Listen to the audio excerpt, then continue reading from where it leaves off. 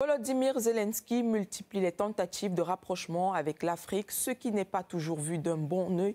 Sur le continent, alors que s'ouvre le sommet de l'Union africaine, Zelensky s'est invité à la réunion, semant la discorde au sein de l'organisation. Sa présence dérange et beaucoup de pays africains la lui ont refusé, accusant le dirigeant ukrainien de violer la souveraineté des pays africains. Les détails avec notre correspondant Maghreb.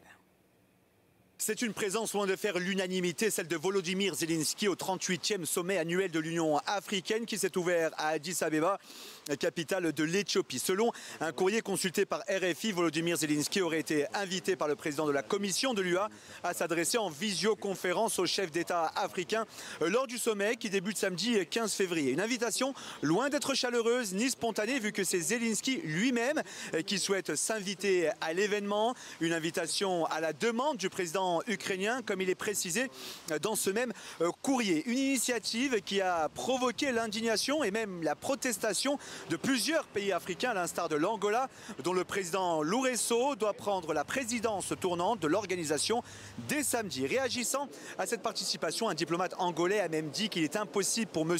Loureiro d'entamer son mandat par une allocution de Volodymyr Zelensky. Multipliant les tentatives de rapprochement avec l'Afrique, Zelensky semble avoir du mal à trouver une oreille attentive. Soit il est écouté à moitié, soit pas du tout. Selon certaines sources diplomatiques, cette allocution pourrait bien même être annulée, voire abandonnée. Il faut dire qu'une majorité de ces pays africains entretiennent d'excellentes relations avec la Russie et ne souhaitent en aucun cas ternir ces liens économiques, politiques et même culturels. Cette opération séduction made in Ukraine a même fait réagir il y a quelques mois l'ambassadeur de Russie au Mali et au Niger. Je vous propose de l'écouter. Incapable de vaincre la Russie sur le champ de bataille, le régime criminel de Volodymyr Zelensky a décidé d'ouvrir un second front en Afrique et cautionne des formations armées illégales contre les États favorables à Moscou sur le continent.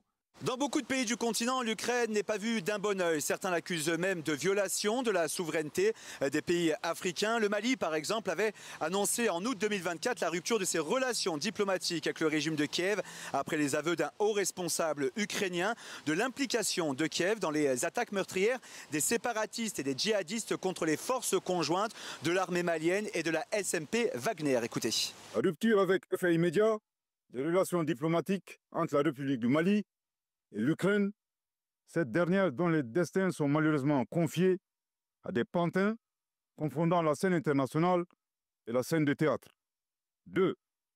La saisine des autorités judiciaires compétentes suite aux propos de M. Andriy Youssov et Yuri Pivovarov qui constituent des actes de terrorisme et d'apologie du terrorisme. Au-delà de ces événements, il est également reproché à l'Ukraine ses tentatives de recrutement en Afrique, un appel aux volontaires via les réseaux sociaux de ses ambassades, que ce soit en Côte d'Ivoire, au Niger ou encore au Sénégal, pour aider les forces armées ukrainiennes, ayant même conduit à la convocation de l'ambassadeur d'Ukraine à Dakar par le ministère sénégalais des Affaires étrangères. Une campagne de recrutement qui avait, selon Niger Actu, provoqué la colère des internautes africains. Au-delà de leur proximité avec Moscou, beaucoup de pays africains ne semblent pas, voire plus faire confiance au régime de Kiev par son ingérence et sa violation de leur souveraineté nationale. Alors que Volodymyr Zelensky espère pouvoir s'exprimer lors de ce sommet de l'Union africaine, les probabilités d'une telle tribune semblent de plus en plus incertaines. L'Afrique a-t-elle besoin de l'Ukraine? Voici l'analyse de Claude Janvier, écrivain polémiste et analyste politique en direct de Paris. Claude Janvier, bonsoir et merci d'être en direct avec nous sur RT en français. Alors, la Russie a déclaré plusieurs fois que Zelensky cherchait des tentatives de diversion en Afrique, car il n'est pas en mesure de gagner directement sur le champ de bataille. Qu'en pensez-vous? Je pense qu'effectivement, c'est tout à fait vrai. Je pense que Volodymyr Zelensky, avec donc son pays, l'Ukraine, n'a absolument pas les moyens d'être en Afrique et d'aider les pays africains à plus de développement économique, industriel, etc., etc. Il est bien évident que l'Afrique aura besoin aussi de la Fédération de Russie, mais de l'Ukraine certainement pas. Vous savez, en ce moment, je pense que Volodymyr Zelensky commence à se sentir bien seul et ça commence à sentir un peu la faim pour lui et aussi la fin de cette guerre insensée. Enfin, du moins, j'ose l'espérer, mais je ne suis pas le seul à l'espérer, puisque le président Trump avec le président Poutine se sont parlé et ils devraient normalement se rencontrer prochainement. Alors, le rapprochement... Pardon, selon vous, quels avantages l'Ukraine peut-elle offrir à l'Afrique que la Russie, si riche en ressources diverses, ne peut offrir? Je ne vois pas ce que l'Ukraine pourrait offrir à l'Afrique, hormis peut-être un peu les terres rares, mais les terres rares, de toute façon, Donald Trump va les garder bien au chaud pour les Américains. Donc l'Ukraine n'a absolument rien, n'a rien du tout à offrir à l'Afrique. En revanche, la Fédération de Russie a tout à offrir à l'Afrique. Ça, c'est une certitude absolue. Alors, oui, allez-y. Oui, allez-y. Non, je disais aussi que... alors évidemment, Volodymyr Zelensky pourrait placer des mercenaires pour entretenir quelques guérillas, etc. Mais sorti de ça, je vois pas ce que va faire l'Ukraine pour aider économiquement et durablement l'Afrique. Et puis de toute façon, l'Ukraine étant un pays corrompu jusqu'à la moelle, ça c'est une expression française, eh bien je ne vois vraiment pas l'Ukraine pouvoir aider efficacement les pays africains. Vraiment pas. Est-ce là l'expression de désespoir pour Zelensky?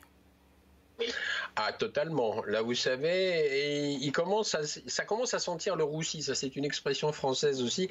Ça commence à sentir le roussi pour lui. Il ne sait plus du tout ce qui est en train de se passer. Alors, d'un côté, bon, Trump et Poutine, ils vont se rencontrer, c'est sûr, et il va y avoir, à mon sens, et pas combien d'ailleurs, une paix enfin, et ça sera toujours ça de gagner un peu sur les vies humaines, parce que malheureusement, on en est à plus d'1 million de victimes dans cette guerre insensée voulue par les USA et par l'OTAN.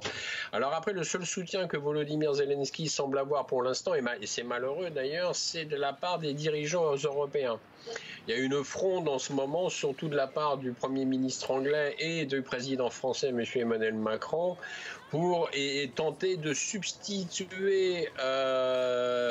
substituer aux États-Unis et de continuer ce conflit insensé en Ukraine. Mais j'ose espérer et je pense que de toute façon, l'Europe n'en a pas les moyens de continuer cette guerre. Donc écoutez, pour l'instant, ça prend une bonne tournure. Affaire à suivre.